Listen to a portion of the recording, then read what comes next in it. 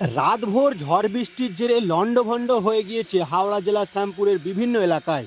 কোথাও গাছ উপড়ে পড়ে আটকে গিয়েছে, কোথাও বিদ্যুতের পোস্ট হোর্ডিং ফেস্টুন পড়ে রয়েছে রাস্তার মাঝে, যার জেরে যান চলাচল থমকে গিয়েছে বিভিন্ন এলাকায়। সপ্তাহের প্রথম দিন বেলা বাড়ার সঙ্গে সঙ্গে তীব্র যানজটের আশঙ্কা তৈরি হয়েছে। ঝড়ের দাপটে গাছ উপড়ে রাস্তা আটকে গিয়েছে। বিপর্যয় মোকাবিলার কর্মীরা রাস্তা থেকে গাছ সরানোর কাজ শুরু করেছেন। গাদিয়ারা থেকে শিবগঞ্জ বিভিন্ন জায়গায় ভেঙে পড়েছে গাছ। এনডিআরএফ টিম রাস্তা পরিষ্কার করার কাজে নেমেছে, তারই চিত্র আপনার সামনে তুলে ধরা হলো।